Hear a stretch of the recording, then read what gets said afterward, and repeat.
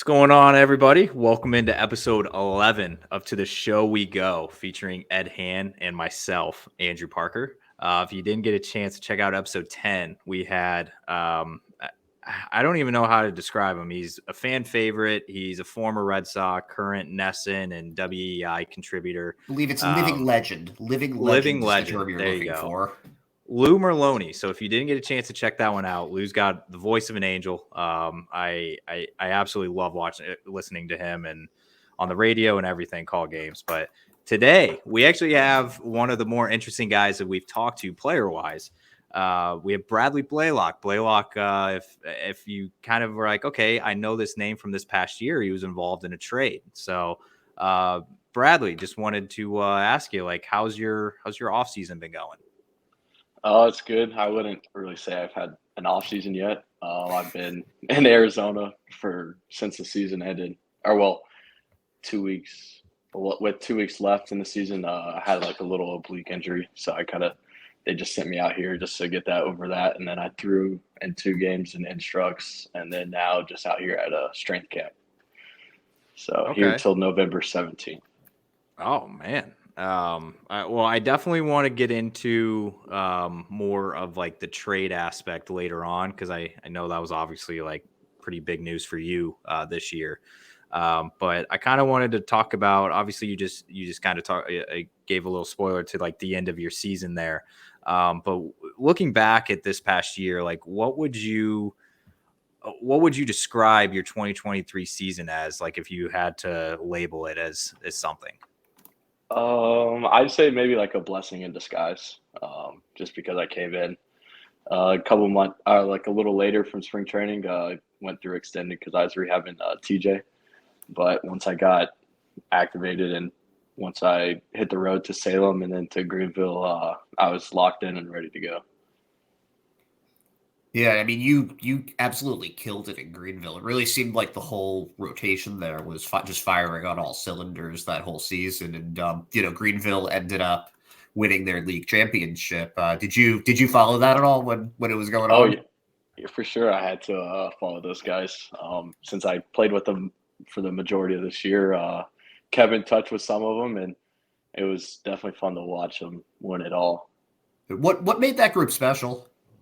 I'd say we played together before. We played together in 21 in Salem, and we were, for the most part, we were one game away from winning it or going to the playoffs there.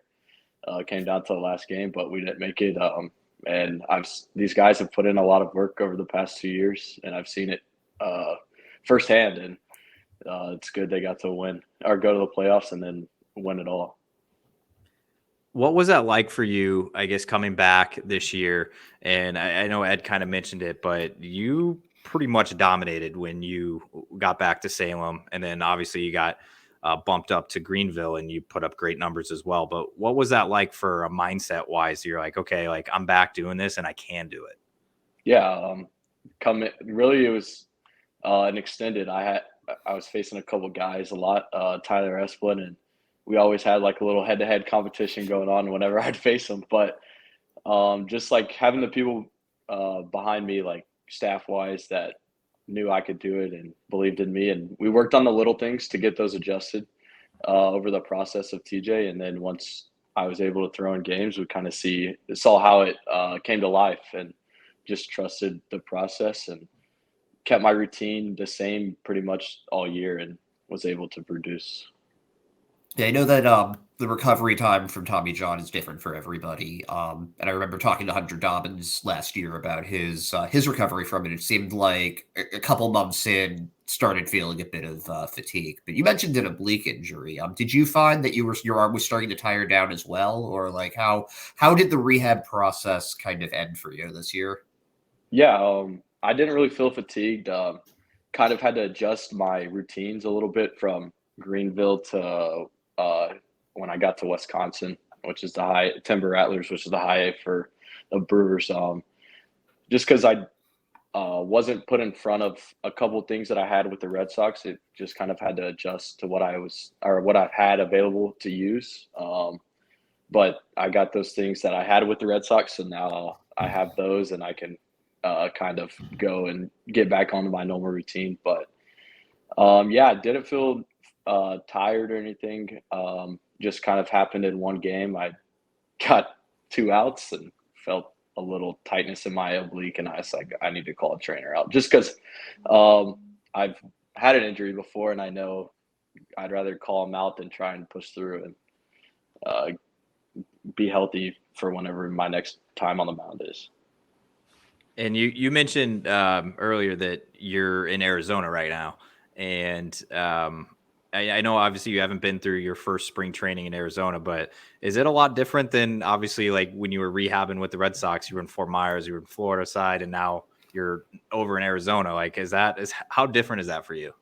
It's very different. I got a little taste of, I guess, spring training with instructs. We play games here, unlike they do in Florida now, but the drives are like 30 minutes apart and stadiums are pretty close, so it's pretty neat. You don't have to ride those hour-long bus rides like you do in Florida, so that's the nice part. Facilities are, I'd say, maybe a little better out here, pretty kind of newer.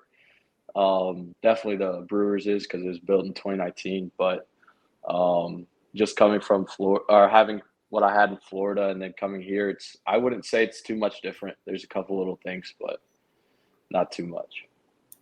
Yeah, so coming from the South more, how was there any culture shock with Wisconsin? I've been to 45 states. I've never been to Wisconsin. All I know about it is that there's supposed to be good cheese there, and that's it. Yeah, how has that been? Yeah, everyone said cheese curds. I didn't ever have cheese curds there while I was there, but I never got to hear the end of it. But yeah, a little bit of a culture shock, but not really. A lot of fields like cornfields and just farming up there, and so that was a little different because you don't really see that around where we were playing, or with the Red Sox. But I mean, it wasn't too much of a culture shock. We were kind of chatting a little bit before we started, and I was kind of mentioning a few of the guys like from your draft class and all. Are you still pretty close with some of the guys in the class, or even like just in the system as a whole, or for the Red Sox side of things? Yeah, I talk to guys pretty much. Talk to a couple guys every day.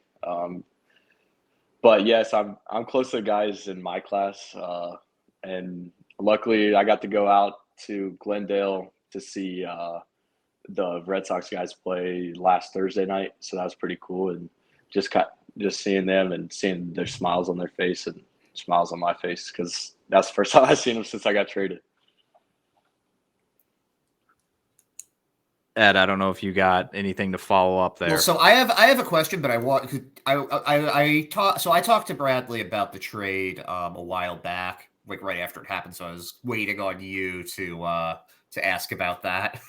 Oh, well, I mean, I don't know. I just had a few on that. So I've never like seen anything like or about like your side of things on the trade. And I've noticed that obviously when there's a trade like that goes down at the deadline, it's we're more focused on the guy that's actually in the majors compared to the minor league side. I mean, it's just how it always is. So I guess just going back to that, like what was your reaction like when you found out that you had been dealt? I was kind of surprised, but I knew it could happen just because it was my Rule 5 year. I didn't know where I was with the Red Sox going into it, but that also kind of played a factor in my year because I knew it was my Rule 5 year, and I knew I needed to produce to either make an impression on the Red Sox or another team. But yeah, going back to the trade, I was getting ready for the game to go out and watch, like I normally do every night when I'm not pitching. But everyone was on their phones a lot that day, just trying to see if anybody got traded from our org. And then it came down to a deadline, and everyone had seen like there was a trade with the Brewers for Urias and a pitching prospect. And in the back of my mind, I kind of thought it could be me, but I didn't really think too much of it. And then we were trying to just guess and see who it could be in the locker room in Greenville. And then I looked at the guys and I was like, hey, watch, Iggy's gonna come in the door in a second and pull one of us. And I turned around, and in Greenville, you can only see through the logo on the door. You can't see through the rest of the door. And I could see he was kind of peeking in through the door, and then he kind of darted away. And I kind of knew that. I was like, okay, that's probably gonna be me. And then he got Abe's on the phone, and then he came in and got me. And it was definitely a little heartbreaking, but I knew I had another opportunity that arose, so I was excited for it. And it was a quick turnaround. Packed up, went and said bye to all the guys that were getting loose, and then packed up all my stuff in the locker room and in the apartment, and then I was ready to go. If it hadn't been you, who do you think it would have been? Like, what was your who was the first guy that came to mind? Like, oh, they traded, and that's not necessarily a diss on them or anything. I'm just curious who the first guy that came to mind was. We all thought maybe Perales, because he's had a good year, and we were like, oh, this might be him. Just because it said pitching prospect, we were just trying to guess. But we really didn't even know who it was, and we were just throwing around a bunch of names. I think I messaged Ed at the time, and I said I'm guessing it's Hunter Dobbins, just because he had such a rise and he was one of the, I don't know, he's doing so well, and I'm like, I feel like it's him, but I feel like it was hard to guess. It was like really, really hard, because with the former CBO, when he was in charge, I feel like he never really traded any of the guys down the system. So whenever it happened, I was kind of like, whoa, like that was wasn't ready for that one. What are your thoughts on the former CBO Chaim Bloom being let go right after he traded you? I think that we can agree it is because he traded you. No, I liked Chaim. He always in spring training or even whenever I would see him, we always talked. We had like 5-10 minute talks sometimes, and every time he had a big smile on his face. And I thought everyone liked him, and all the players don't know about the big leagues, but all the minor leagues had good things to say about him. But I guess he wasn't really kind of getting it done up at the big league, so it kind of just fell apart. But he set up the system for success in the future, so whoever gets this job is definitely going to have some success coming through with the way he set it up and with the guys he has there. And you had kind of mentioned that just that you talked to Iggy and you were chatting, you got to talk to Abe's, but did he ever contact you when he dealt you? No, I didn't really talk to him unless I saw him in person. Okay. Yeah, I didn't know how it was, because I feel like a lot of the times when I do talk to like minor leaguers, even like Steven Nogosek, I remember he was part of the Addison Reed trade back in the day with the Mets, and he told me, he's like, I found out I was being traded on Twitter. Like, that's just how I found out. I feel like a lot of minor leaguers, I hear that quite a bit now. So I'm glad you didn't find out on Twitter that you got traded. So, well, yeah, I guess you could say I did, because we saw it on Twitter first, but we just didn't know who it was. Okay. Well, yeah, you didn't see your name, and I didn't like see just my be name, like, no. okay. Yeah. I feel like some guys are like, oh, I saw my name on a Jeff Passan tweet, and it was like, that was the first thing they saw. So it's kind of wild to me how quick that information travels, that it beats some of the people that are actually involved in the trade. Like, that seems I feel like that would be stressful, just like waiting on that the whole day. Yeah, we were I think everyone was checking their phones all day and just kind of seeing if anyone got traded, because we kind of knew there might be a couple trades. But it was interesting. That day was like interesting. I was talking to Kipper, and I was joking around with Kip, which is the pitching coach in Greenville, and then Dalton Rogers was out there in the bullpen, and I was like, yeah, this could be our last day together. And I was just joking around, and we were all laughing about it. And then it actually was the last day.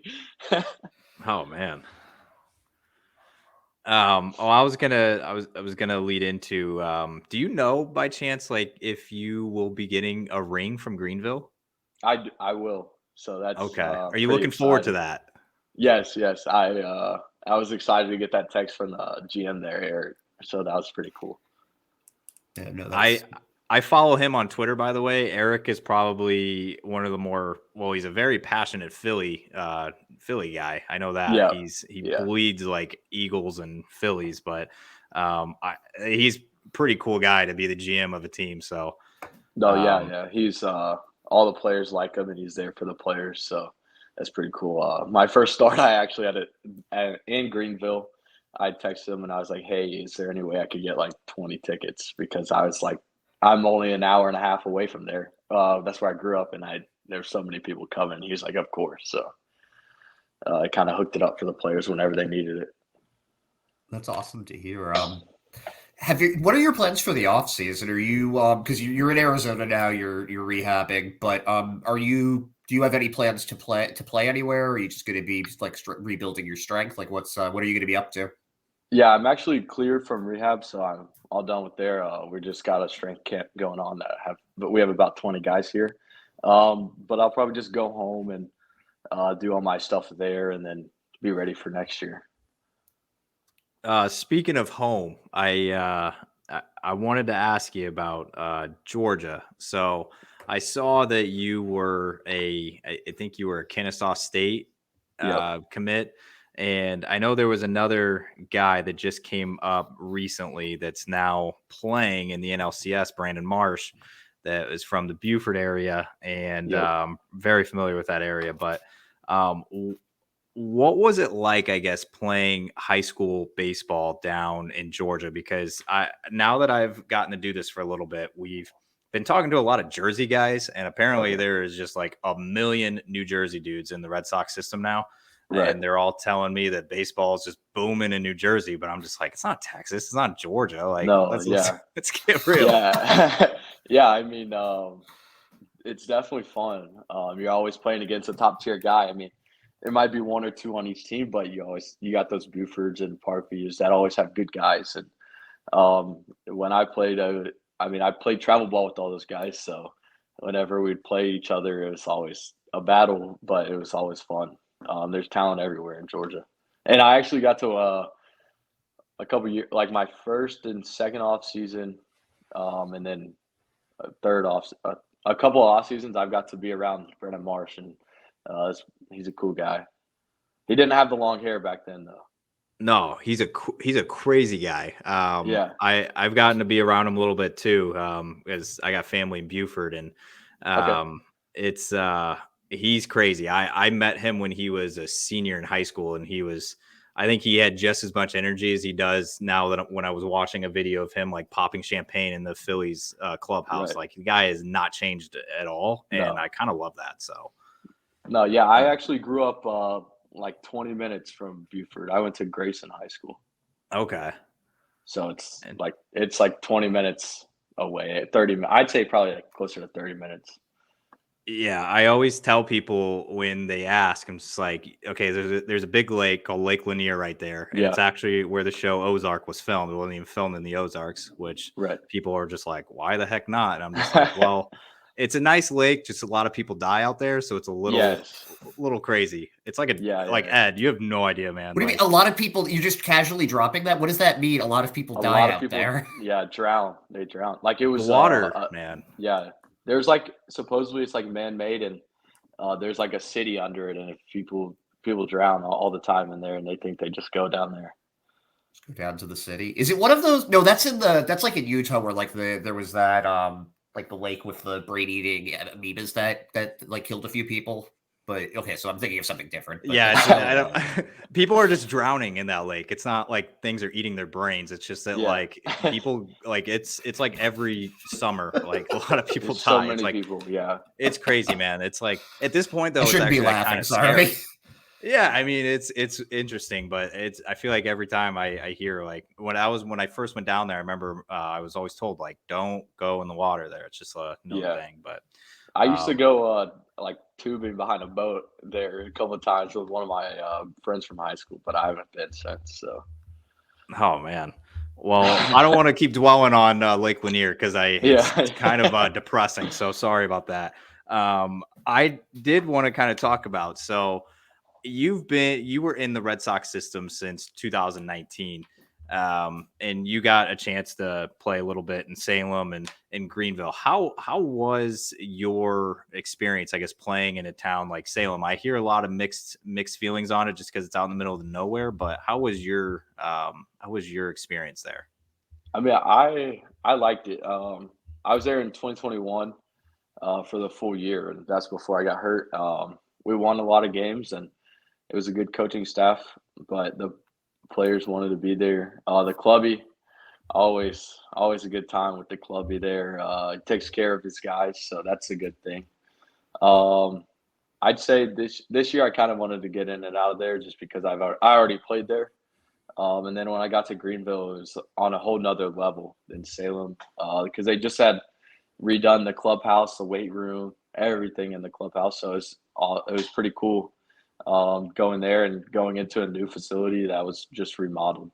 I mean, same thing there. They're always there for the players, and the staff and the clubby there takes care of the players too. But yeah, I definitely enjoyed playing at both of those parks. Different cultures for sure, because it's more of a small town in Salem. I mean, I think a couple of times there's 3,000, 4,000 people there, but not too many times. But I mean, they're always rooting us on. And then when you get to Greenville, it's like a younger crowd, and it's packed out every night, basically. So this is a two-parter for you. You're pitching, ball gets hit. Who do you want it to go to? And this is for Greenville and for your current team up in Wisconsin. Which guy for each team?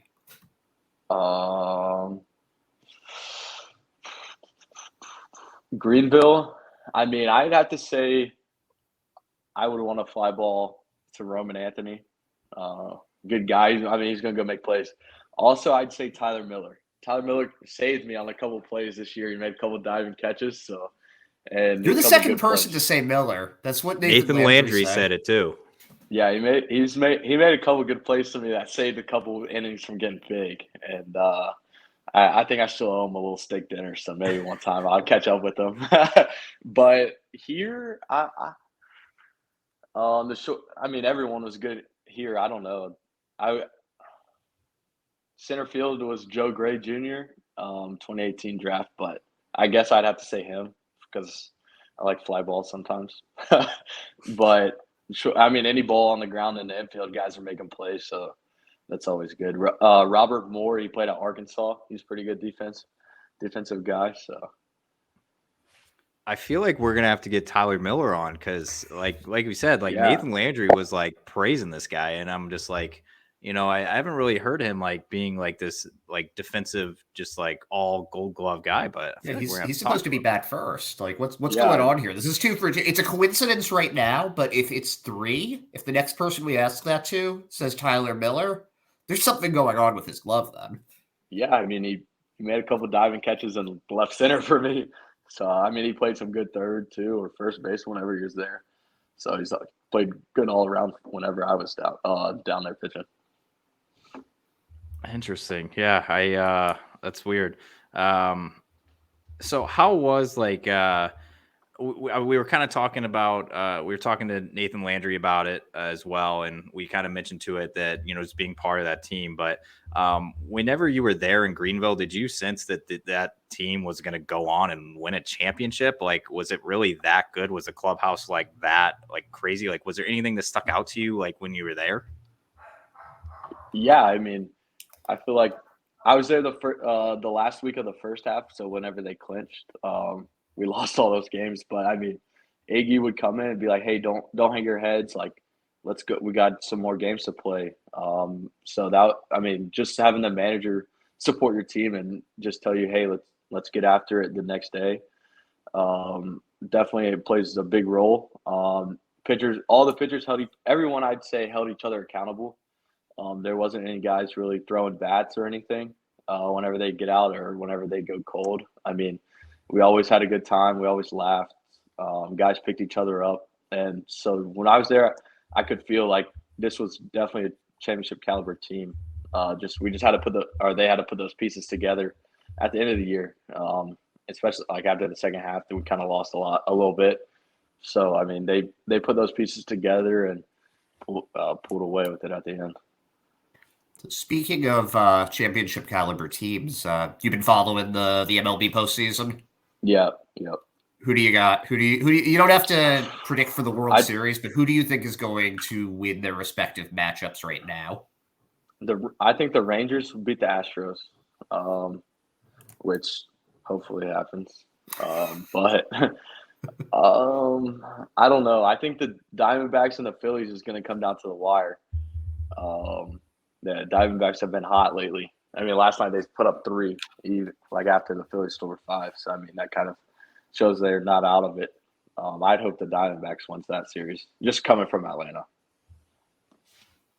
I was going to say, I didn't know if you were, obviously you probably grew up a Braves fan, but it must be hard to root for the Phillies or be like, oh, I want to see them do well. So yeah. That leads in. I have some rapid fire ones here. There's no wrong answers at all, and they're pretty easy questions here, but it's going to be along the lines of the ATL sports here for my first one. Which Atlanta sports team gave you the biggest heartbreak in your lifetime? Falcons, for sure. Easy? Yeah. Okay. I mean, I feel like that was kind of a layup, but my next one is going to be a very, very hard one because it's hard for me. Favorite fried chicken fast food place in Georgia? Chick-fil-A. You didn't even hesitate. You didn't even have to think about that. No. You're not even going to consider Zaxby's? No. Or Bojangles? Cane's is way better than Zaxby's. But whoa. Chick-fil-A. I grew up on Chick-fil-A, like going to travel ball, and so I mean, I'd eat Chick-fil-A every day. Can I get your honest opinion on Bojangles? I love it. Okay. I love it. All right. I thought that no, I love it, and I like Zaxby's a lot. They actually had Zaxby's in Columbia, Missouri, so I always add it. But I thought that was going to be a lot harder of a question for you, so I wasn't expecting you to be so Chick-fil-A. But no, I'm not a big fried chicken guy, but I got to agree on the Chick-fil-A. Their stuff is amazing. Zaxby's you've never is good, had but Zaxby's.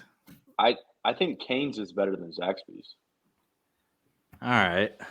They do have, they have Cane's up here. There's one near the BU campus. It's not the same. I used to always go by it. I've never been there.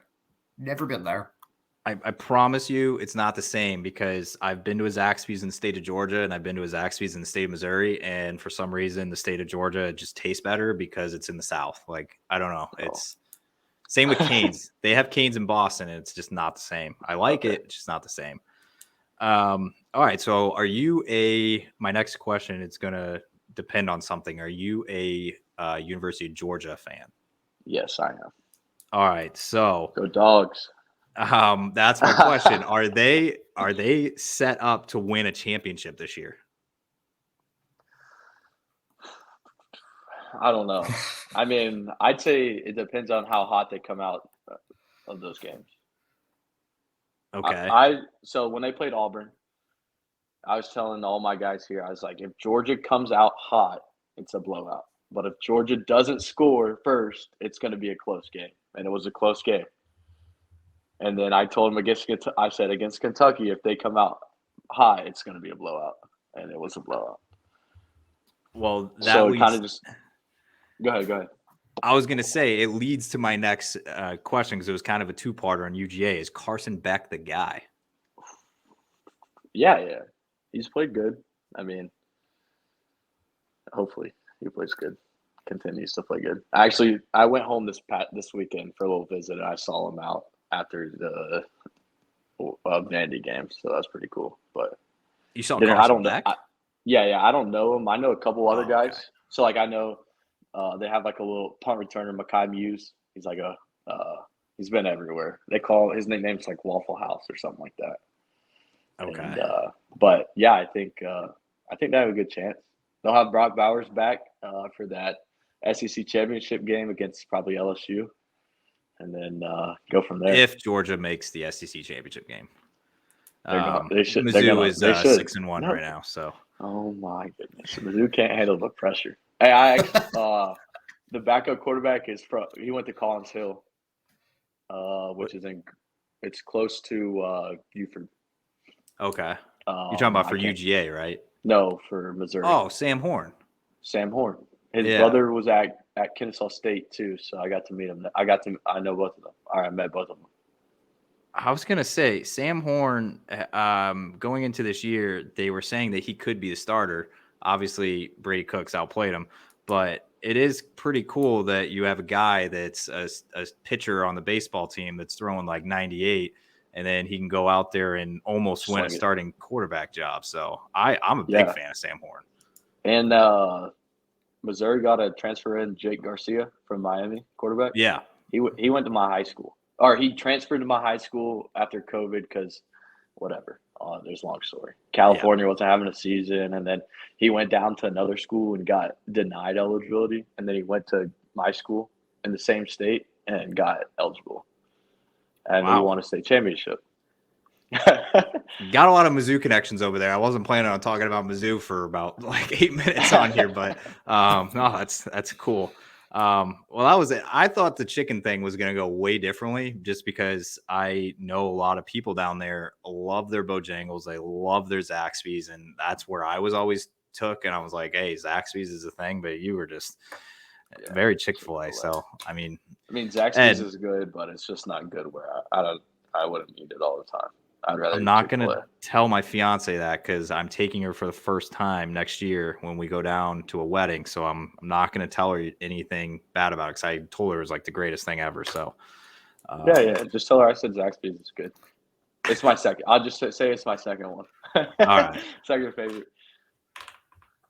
Ed, what do you got for me? I didn't realize there was a Sam Horn that it wasn't the baseball player Sam Horn. All of that just went right over my head. He is a baseball player, I guess, but yeah. No, but like the Red Sox Sam Horn that like the original Red Sox forum, like the Sons of Sam Horn was named after. Yeah, I was like, wait a minute, there's what? Well, he's got to get drafted by something in New England then, right? Like, yeah, they're saying that he might. Obviously, it's hard, but I remember the Kyler McDaniel, whatever, from MLB Network was saying that he was going to be a first-round pick, but I was kind of thinking, I'm like, he's not even like starting, so like, how would he be a first-round pick? So, as a baseball, maybe not next football. year. Oh. Yeah, not football, baseball. He's a sophomore, right? He'll be a sophomore this year. Well, maybe one of those like talent things, like with the A's drafting Kyler Murray, where it's like, hey, he's probably going to play football, but you know. I'll tell you what, man, some of these Georgia athletes, and we were kind of talking about Brandon Marsh earlier in the show, is like, I watched that dude play football at Buford, and Buford, if you don't know anything about, is an absolute powerhouse for football. And I would have, if I didn't know anything about them, I would have thought that they recruited. So they for sure do. Everyone does though nowadays. So yeah, I guess recruited. I don't know, but I would have thought that he was going to go to college to play football at the time, but then he got picked in the second round by the Angels, and it's just like, now look what he's doing. So yeah, it's a little crazy down there. It is for sure. All right, Ed, you're over here smiling. What do you got for me? Oh no, I'm just enjoying the football talk here at this point, honestly. But yeah, no, I'm good. Well, I got one more for you, Bradley, before we let you go. So you obviously went through your Tommy John. You went through a trade this past year. You're in a new spot. You had the oblique to kind of end your season a little early.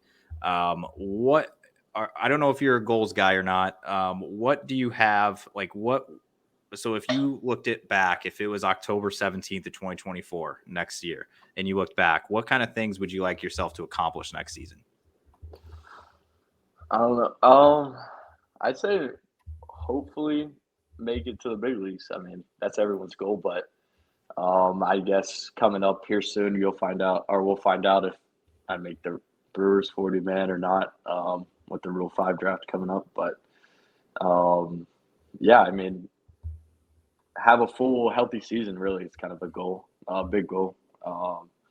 But coming into spring and knowing I got this stuff to compete at the big league level, just go out and not really stress about trying to make a team, but just go out and compete and kind of reflect back on this year and see what I had success going into this year, and then hopefully carry that over next year and do the same thing and be pushing for a big league spot at the end of the year. And so I guess to end things here, I wanted to ask you. You brought up the Rule 5, and you don't know if you're going to be added to the 40 man and all that. Is that something that when it comes down, I forgot what the date was that teams had to add guys to the 40 and stuff. But do you have those dates circled? Yeah, for sure. I mean, I guess if you're eligible and you think you have a good chance of making it, I definitely think you have circled plenty of times. But I think the date's like November 14th is what I saw on like Twitter maybe. But yeah, I'll still be here. So maybe I'll get pulled in an office or on the phone or something, and then I'll be able to call home or not call home. I mean, we'll see. I will say this. I really do miss you being in the Red Sox system just because of how pleasant your family is and like just commenting on everything.